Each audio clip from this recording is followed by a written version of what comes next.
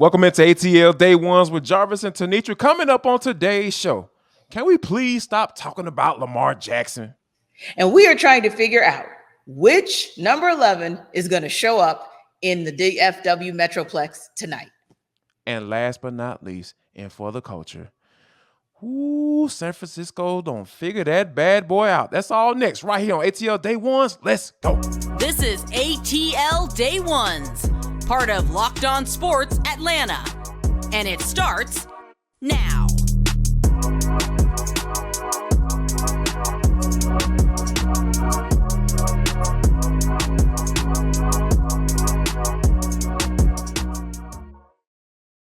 I want to thank you for making ATL Day Ones your first listen of the day. Remember, we're free and available wherever you download your podcast, and wherever you download your podcast, make sure you leave us a 5-star review.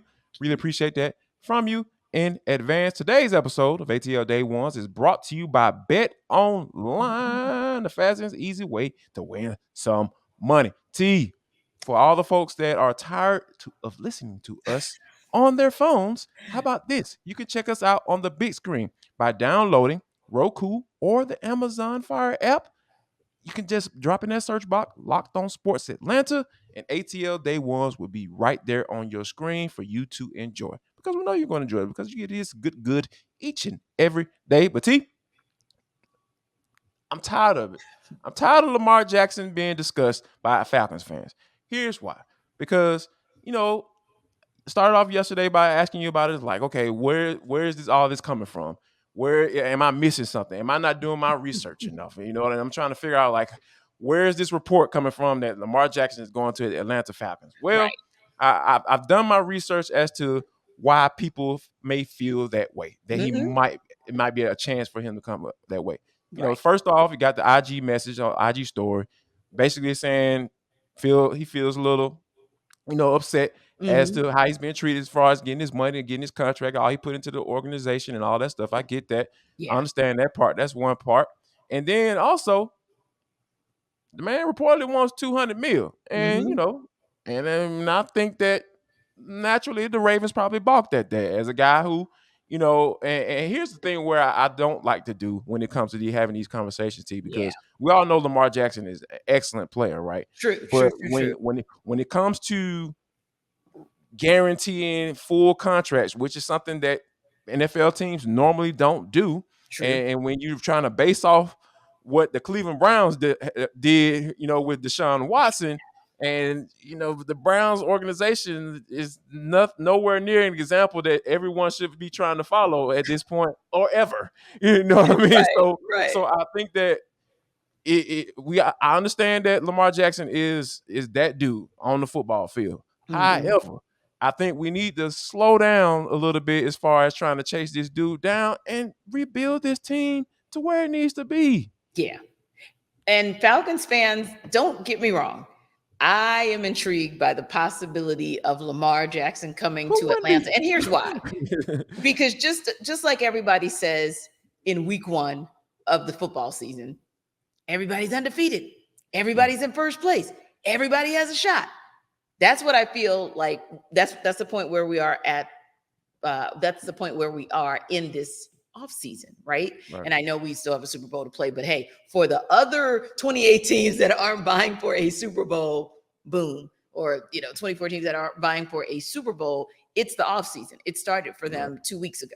So that said, everybody has a chance at Lamar. So why not dream? I mean, people were dreaming last year, wondering what would happen with Deshaun Jackson and if you had a shot. And guess what? You actually did, because you were at least in the top 4 of the teams that he was considering. Now, I think that's why Falcons fans feel like Lamar Jackson there's an opportunity there. There is a chance. You're saying I got a shot. You're saying you got a shot. Here's why I don't like the shot. Keep telling you guys, #defense, #defense, #defense. How much, Jarvis, are you going to have to give up to get one player? Granted, he's a game changer, possibly a generational player. Not arguing that point. Just asking you, how much do you have to give up when you have somebody in place who could potentially be better than, say, a Brock Purdy? So let's say Desmond Ridder ends up being better than Brock Purdy. And let's say Terry Fontenot and Arthur Smith build a defense that can compete with the likes of a 49er defense and were able to stack. Wouldn't you want that? Because that's sustainable.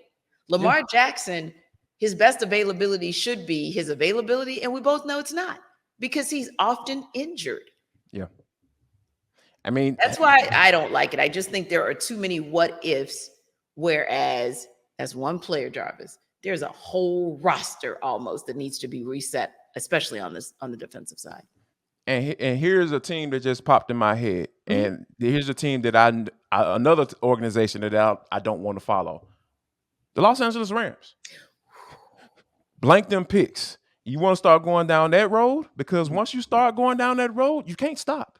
Yeah. Just look at the Rams. Look at the Rams. And granted, they did get their Super Bowl. Yes. But that's not sustainable. That is not a sustainable business model. Yes. You just said it, Jarvis. That's a perfect example. So then you have to decide, fan base.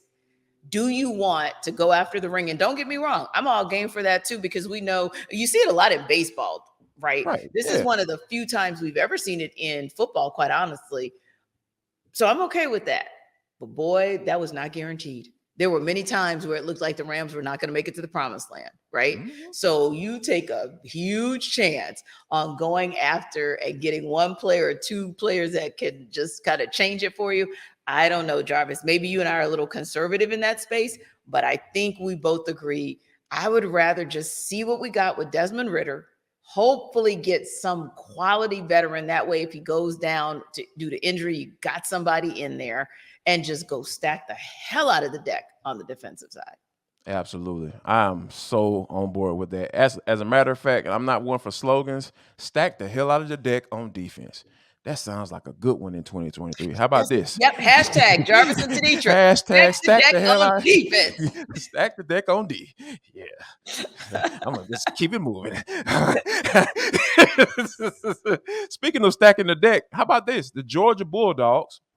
We all know how stacked they are as far as they are young on defense. They're going to be bringing a lot of guys back. But I think one of the positions that is probably the most important position on the field is the quarterback position. And, no Stetson Bennett. He does not have any more eligibility to my knowledge. I've done my research on that. I don't think they're going to find a COVID year or anything this time around. No. So I think because of that, how about this? Dominique Blaylock is in the transfer portal. And now there's rumors circulating that AD Mitchell, the guy who's the big gamer, right? We got 4 touchdowns and 4 playoff appearances. So the guy comes up big when the lights are shining the brightest. There's rumors that he might be riding to Texas. Like, what is going on here? Yeah, that's interesting to me. Yeah. Because here's the thing. We threw this out here, and we just got confirmation, by the way, from our guy, Anthony Dasher at UGA Sports, literally just tweeted out that, yes, indeed, as you said, AD Mitchell has officially entered that transfer portal. But here's the thing that I say. I heard the statistic, and I've double-checked it a few times, triple-checked it, and it's true. 60% of those guys that go into that transfer portal don't land, period. And of that 60%, the ones who do land often land back where they came from, right? Yeah. And that's not always a good thing because they, at that point, may have then gone down a peg or two on the depth chart. You got to be very, very careful about that. Now, you do have some. My guy who I covered before, Jahmyr Gibbs, back in his high school days, went to Georgia Tech, lit it up over there, got to Alabama and lit it up over there. But I promise you, there's 1 in 1,000 Jahmyr Gibbs, right? Indeed. And don't get me wrong, Don Blaylock, talent. AD Mitchell, game changer. But unless you have some type of guarantee that you're going to land at Alabama somewhere, where's it going to be better for you? And I get that you want to show off your talents and show off your wares. But at this point, Jarvis, I would say this. Georgia is now similar to Alabama, where if you're the second string guy, the NFL knows you still have first string talent. Yeah. They still know you could be a 1 on the depth chart. They're going to still come after you. Maybe you might have to fight harder to get your money because maybe you won't be drafted as high. But on that same token, that's taking a lot of a chance because Texas is okay, but Texas ain't going to be great for a couple years. You want to risk that? when you could be on a team that's going to find more ways to highlight you now that Todd Monken has really started to unload and unleash? I don't know, Jarvis. To me, it's risky. It's very, very risky. Maybe A.D. Mitchell might be looking at those guys that the Bulldogs benefit from, like Dominique Lovett and Ra Thomas. Those cats put some numbers out there from where they came from. So we shall see. We'll keep an eye on that bad boy, because this transfer portal thing it's cool. It's a cool option, but a lot of times it ends up not being cool for a lot of guys, because they sit down wondering, all right, I want to play ball this year, but ain't nobody got no scholarship for you, folk. So that's always the thing that you might have to deal with. Now, T, we talking about how Matt Ryan got traded out of the city, Julio Jones got traded out of the city, and Dansby Swanson gone, Freddie Freeman gone. Now it's official. Atlanta United has released Josef Martinez. I got JoJo, my main man.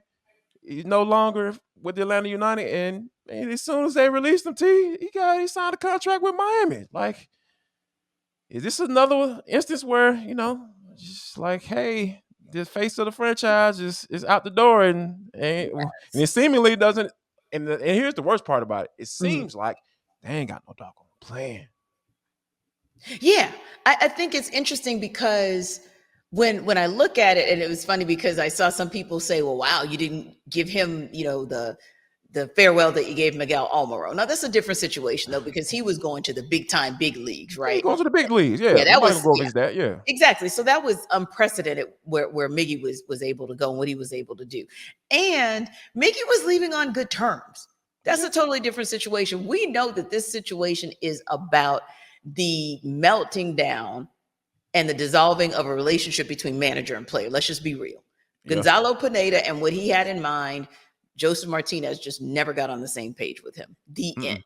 And this is a league, unlike, say, the NBA, where if we got to choose a manager who looks like he can be that guy for us and take us back to where Tata Martino took us, and a player whose health is questionable because we've still never seen the old king of the South come back since that injury. That's a different parting of ways, right? Yeah. So yeah, when I saw it, I mean, of course it makes me sad, but on the same token, it's like, it's business. It's not personal, but if we got to choose between you and Gonzalo, we're going to go with him, and we're going to go with maybe players who, fit the locker room. And from what I'm told with Inter Miami, they lost their key scorer this past season. So they needed to replace him. And also there's this little part of, I don't know if you've been in Miami before, but there's this little part of Miami not too far called Doral, Florida. And there are a whole lot of, I believe, Venezuelan folks there whom, it's just a good fit for Joseph.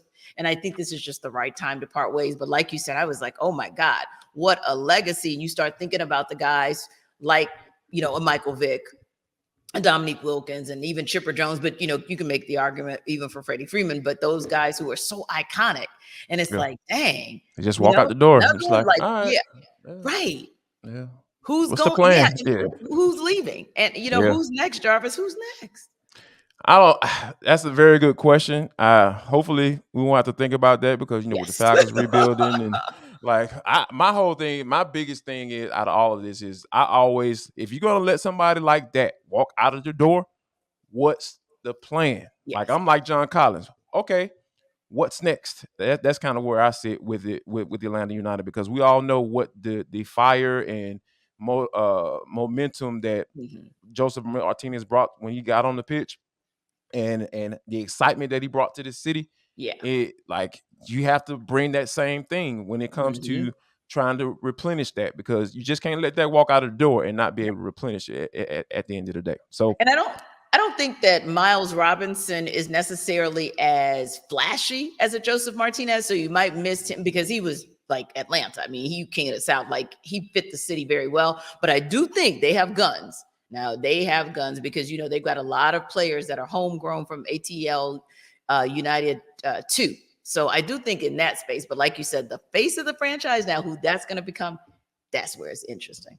Yeah, we will definitely keep an eye on that situation as we move along. What I want you to do is I want you to keep an eye on betonline.net because it is your number one source for all your betting needs and sports information from all the latest odds, contests, and player props. You name it. Guess what's coming up this weekend? NFL playoffs. So if you're trying to figure out who to go for, are the Giants going to be able to get the upset? Are the Cowboys going to be able to beat the 49ers? Probably not. If you feel like the other way, or you need some motivation or some information that's going to help you win some money, go to Bet Online because it remains the best spot for all your latest sports developments, including podcasts and reviews for all the leagues this season. How about this? You guys come for us not come for us. Y'all guys come to us each and every day for all your ATL sports needs. Go to Bet Online for all your sports wagering information because they have podcast rating right there for you. Everybody got a podcast. You guys rock with us?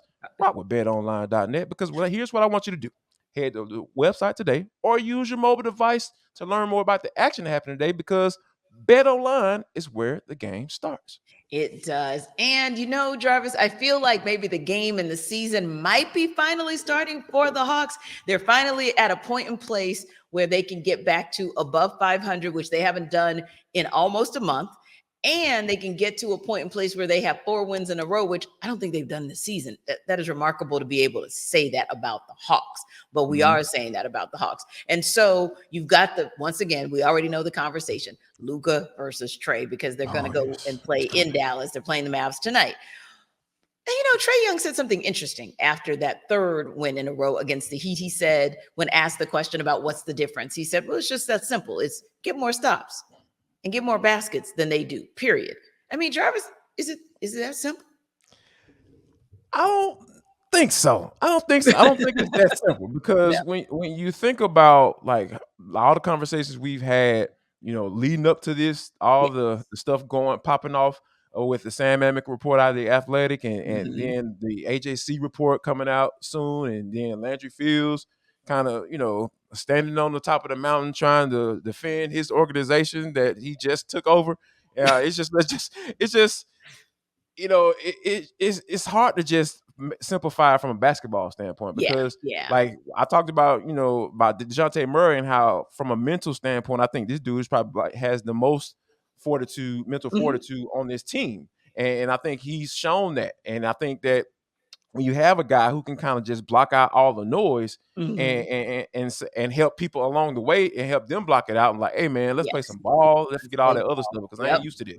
So I think that's what started happening. Like, and of course, Trae is not going to speak on that aspect of it because to him, like nobody should write that type of stuff. It should stay in house, which is absolutely ridiculous because there's something going on with this team, and now I'm glad that all this stuff is out here so we can talk about it and we can move on. So, and I think that's where I believe that's where we are in this phase as far as like, okay, now that it's out there, now that everybody know who Nick Wrestler is and what his part is in playing and making major decisions, basketball decisions. Okay, if that's the case, that's cool. Run with it. I want to see y'all win some games, and I think that's kind of where Trae is put it at in his mind, saying, okay, all the stuff is out.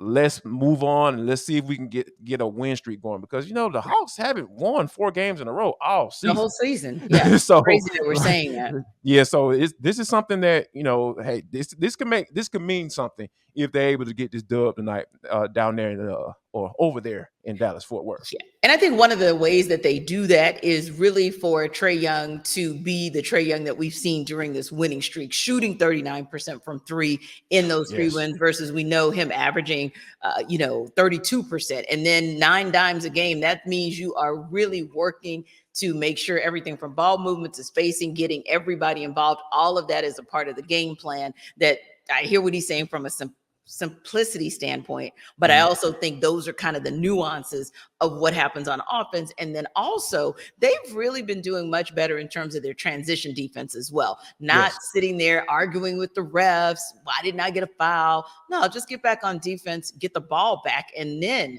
make a bucket. So I do think that there are some things that we're seeing out of them, but we do know sometimes Trae will revert back to old habits. And sometimes, although he wants to like not hear the chatter, sometimes he just hears the chatter, Jarvis. So I was wondering, and I'm hoping that just like Landry Fields said this morning with our guys, John and Hugh, one of the better things that he said that made sense to us was, hey, Trae Young, he's going to, go ahead and knock out that noise. He's going to focus. He's not going to be that person who's like, yeah, I'm out here to prove the doubters wrong. But do you think he's going to revert back to the mean and try to play hero ball just because he's once again up against Luka?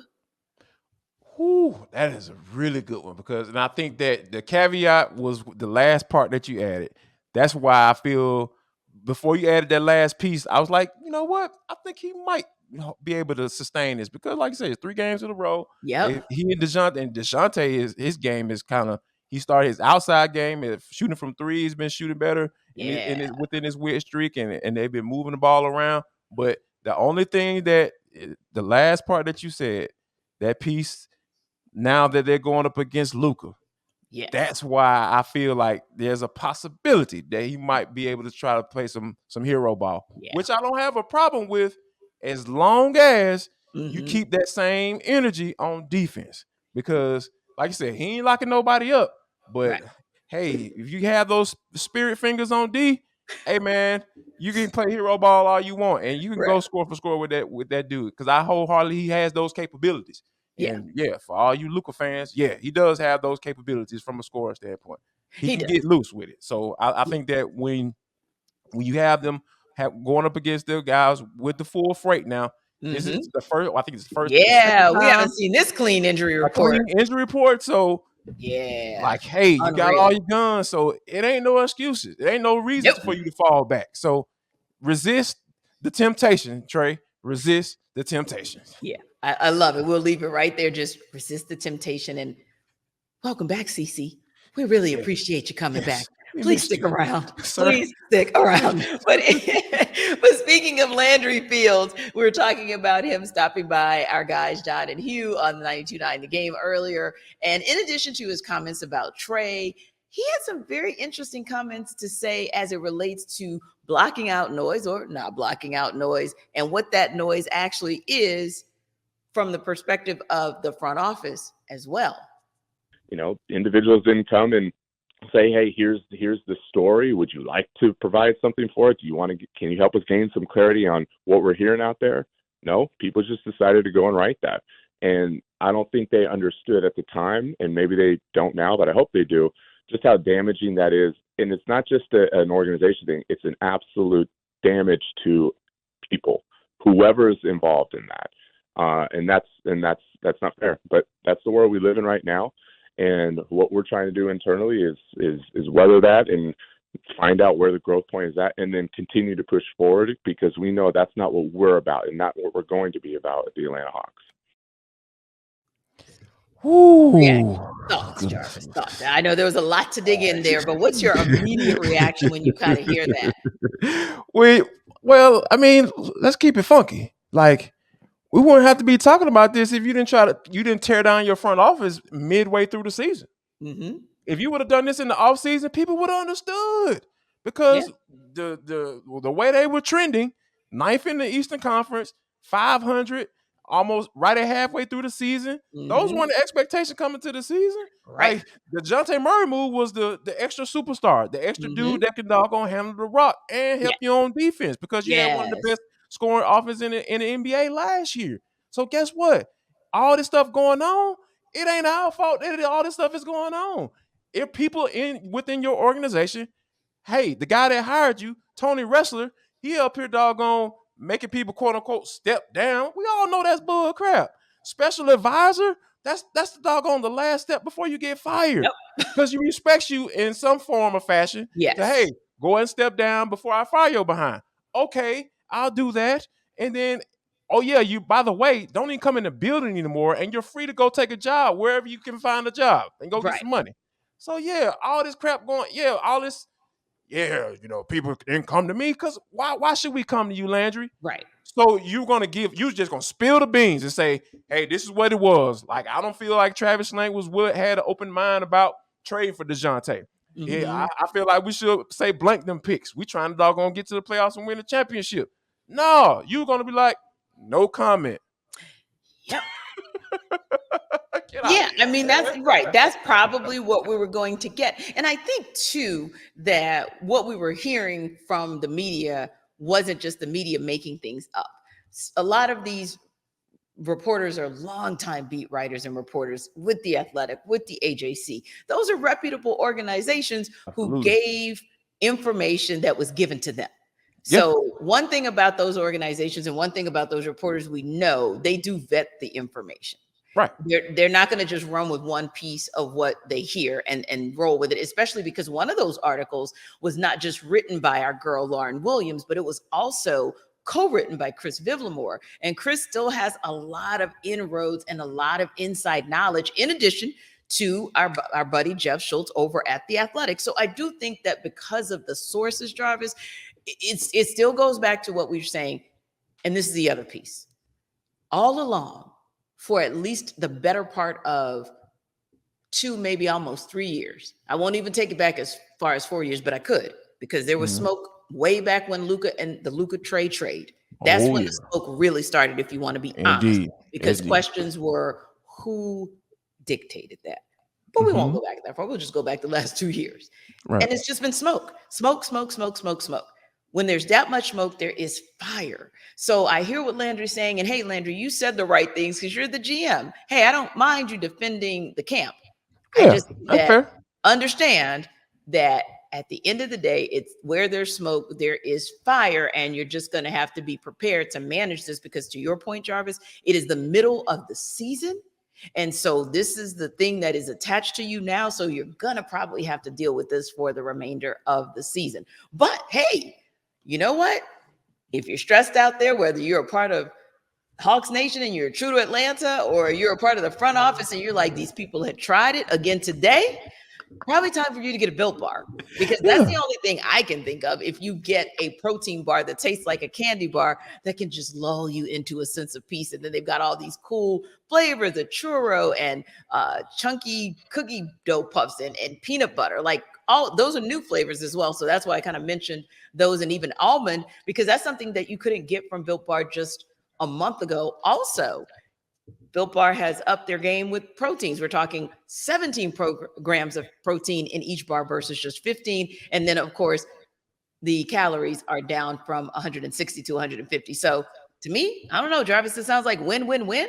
Other pieces, we've been telling you to go to built.com, and you can still do that, by the way. You can still go and order from built.com. But if you got Wally World right around the corner, why don't you just do that? And you can get yourself a 3-bar, 4-bar box from Wally World. Or if Sam's Club is nearby, that's 13 bars, all just for you. So whenever you get stressed out in the Atlanta metro sports scene, you know where to go.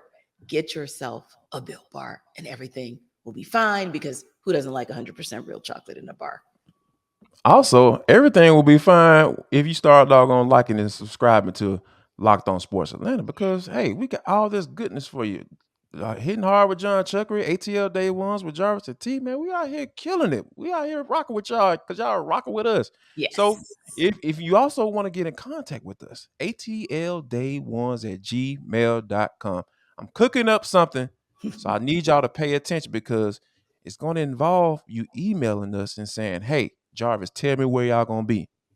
I'll let you figure that bad boy out. atlday1s@gmail.com. Go ahead and check that out right now. Now, T, this is For the Culture. It is the intersection between sports, entertainment, and the culture, and sometimes whatever the hell we want to talk about, because that's just how we get down on this show. Today is no different. How about this? San Francisco 49ers said, we love this Rooney Rule, because we talking about Robert Saleh, Mike McDaniel, and now Rand Carthon is now the general manager for the Tennessee Titans team. Yes. The former player, dad played in the league, so the lineage is there, the knowledge is there. Yeah. So he was real big in the scouting department when and helping build that organization that is the San Francisco 49ers. We know how their roster is. It's stacked like all get out, specifically on D. Atlanta Falcons stacked that D on 2023. Yes. So, but when you think about that, though, T, everybody's always talked about how the Rooney Rule doesn't work. It should be done away with and all that stuff. But it seems like it's working to me. Yeah. Right.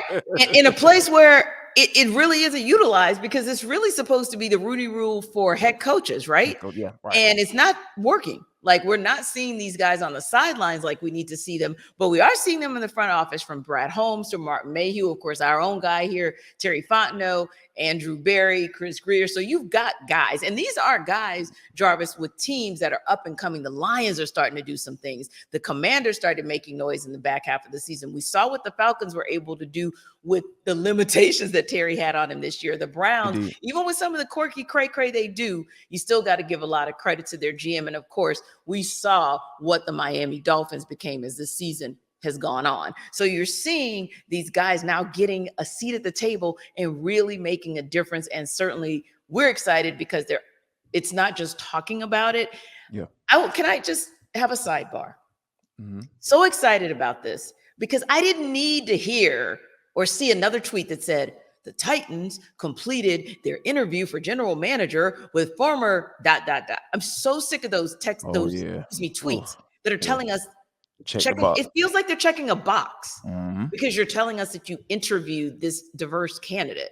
This to me feels more organic. Like, hey, this is a guy who came up the ranks, and we're not telling you all 14 diversity candidates that we interviewed. We're just going to tell you the one that we hired. So the next tweet that I want to see is the tweet that tells me you hired the African-American coach who came up the ranks and who you either gave a chance to, as in, first timer, if you will. And I know Byron Leftwich is in some trouble, but that doesn't mean he should be in some trouble.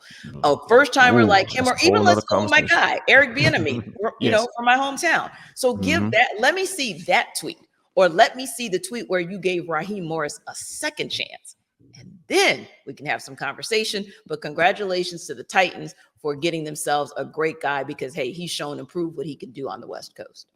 Absolutely. And when you think about, like, not only the not have just checking the box, right? Like, the Titans had multiple brothers interview for that GM spot. So that's how you know, hey, we're starting to turn a little bit when it comes to more diversity in these front offices. Because, hey, when you're talking about 75% of the dudes are African American, right?